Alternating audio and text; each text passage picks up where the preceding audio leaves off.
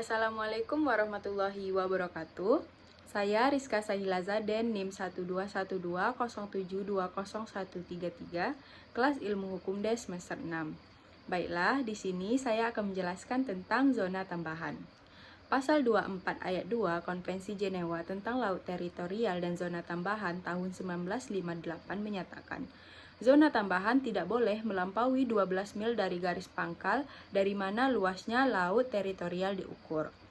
Kewenangan negara di zona tambahan pasal 33 UNCLOS 1982 merupakan bagian dari laut lepas yang berbatasan dengan laut teritorial, di mana negara pantai dapat melaksanakan pengawasan yang diperlukan untuk yang pertama, mencegah pelanggaran peraturan perundang-undangannya di bidang biaya cukai, fiskal, imigrasi, atau saniter. Kemudian menghukum pelanggaran peraturan perundang-undangannya tersebut yang dilakukan di dalam wilayah atau laut teritorial. Lebar zona tambahan tidak dapat melebihi 24 mil laut dari garis pangkal. UNCLOS 1982 menetapkan bahwa yurisdiksi negara pantai juga akan berlaku dalam hal perlindungan warisan budaya di bawah laut. Di zona tambahan, negara pantai dapat mengklaim melalui peraturan perundang-undangan yurisdiksi legislatif dan yurisdiksi penegakan hukum di wilayah tersebut. Hukum laut internasional telah memberikan hak dan kesempatan bagi negara maritim untuk mengelola serta menjaga wilayah perbatasan yang berbatasan dengan laut teritorialnya atau disebut juga extended jurisdiction, di mana di wilayah tersebut hukum nasional negara pantai masih dapat diberlakukan dalam 4 bidang yang menjadi yurisdiksi di zona tambahan sampai batas maksimal 24 mil laut. Adapun sejarah dari zona tambahan, yaitu peraturan pertama yang diberlakukan di wilayah zona tambahan adalah British Hovering di tahun 1718. Regulasi ini memberikan wewenang kepada kapal perang Inggris untuk berpatroli di daerah laut dekat garis pantai untuk menekan tindakan yang melanggar hukum seperti pengangkutan budak atau mencegah pelanggaran biaya dan cukai. Contohnya, Prancis dan Amerika Serikat mengikuti hukum yang sama, hukum yang mengatur tentang zona tambahan di Yunani pada tahun 1918. Kemudian, diskusi internasional yang terperinci tentang konsep zona tambahan terjadi selama konferensi kodifikasi The Hague tahun 1930.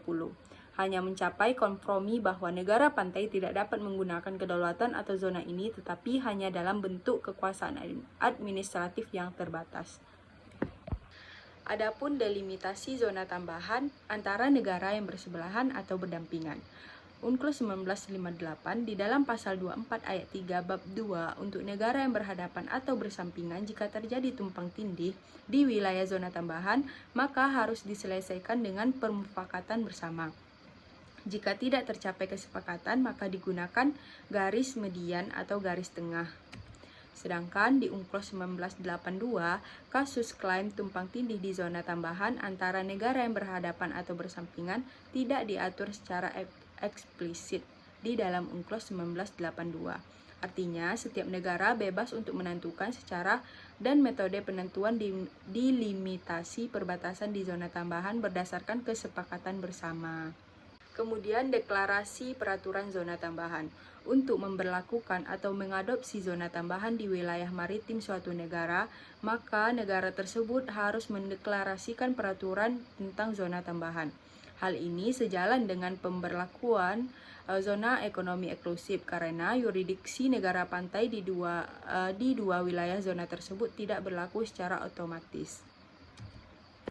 Nah, arti penting dari zona tambahan yaitu memberikan perpanjangan yurisdiksi kepada negara pantai untuk mengontrol dan mengawasi wilayah yang termasuk dalam bagian laut bebas. Nah, ini adalah contoh dari zona tambahan di Indonesia. Sekian penjelasan dari saya mengenai zona tambahan, lebih dan kurang saya mohon maaf. Wabillahi taufiq wal hidayah. Wassalamualaikum warahmatullahi wabarakatuh.